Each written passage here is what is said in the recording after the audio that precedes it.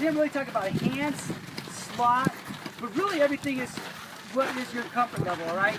So when I talk elbow and knob and barrel, that's fine, but I didn't really talk about hands. I mean, I could really have my hands here and point to the catcher, right? My elbow could really be the belt. But really your hands would be somewhere in line with the shoulder, okay? And they don't really want to be below your shoulder. They want to be at your shoulder or a little bit above. And let's talk a little bit about with coach is that you want to have tension brings negativity. I'm just telling you, whether it's pitching or whether it is hitting. If I'm tense here, guess what? I'm not at my best, right? It's not what you need to be. So a lot of guys, I saw some guys, man, it should be knuckle to knuckle here, and this should be like a wand. All right, this should be a wand. This is really like a spaghetti whip, is what it should be when I take my swing. Not like I'm holding a telephone post trying to swing, okay? This is how some people grip the bat, and they try to choke it off.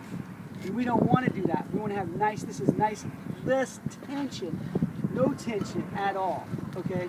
No tension at all. So should be knuckle to knuckle, small knuckle, not small knuckle, big knuckle, or like this, big knuckle, it should be small to small. And this should be really like a whip, all right?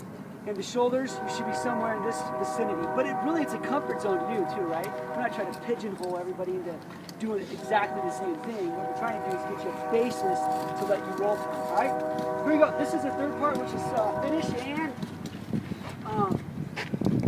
first part setup, second part is your load, and the third part is your finish and your drive, okay? And we'll show you a bunch of drills that we're going to do here, and then you guys can take them into working with your offsies and stuff.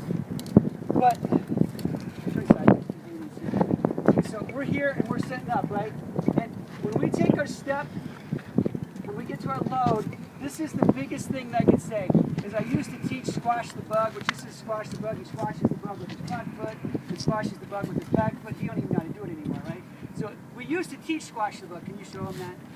Yeah, squashes the bug with the front leg, squashes the bug with the back leg, so on your toes, and that was the hitting that was taught back in the day, right? Now it's just straight drive. Just relax because, okay, so he's getting his front side down, all right? This is first I'm going to concentrate on the lower part, okay? He gets his front side down, and then this knee is going into his front side, all right? Go ahead. All right. Well, if you're going to do it that crap, I need to find somebody else, all right? Right there. His front backside is getting into his front side, all right? This is called getting off your backside. You're not gliding like Trey. Just stay back and put it off your back foot in here. Right there. He's driving into his front side. This right here is where it should be. Right, he has a little longer stride than I do, but right here is where your backside should be going into your front side, okay? On the second thing, go ahead, is he's going to get to that position with his hips, and his bat is going to be here. He's going to be driving in, and his, I don't know, how many of you guys ever said, get down on the ball?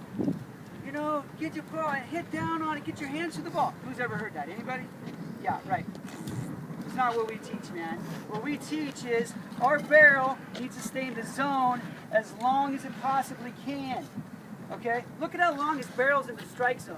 Does he have better odds of hitting the ball? Okay? He has much better odds of hitting the ball. I'll show this backside stuff, but I want you to see where Trey's at. He's doing this absolutely perfect. This elbow does not necessarily collapse, but it gets here, and look at how long his barrel is in the strike zone on his swing. All right? I mean, it's almost in swath of like this, right? My odds increase, don't they?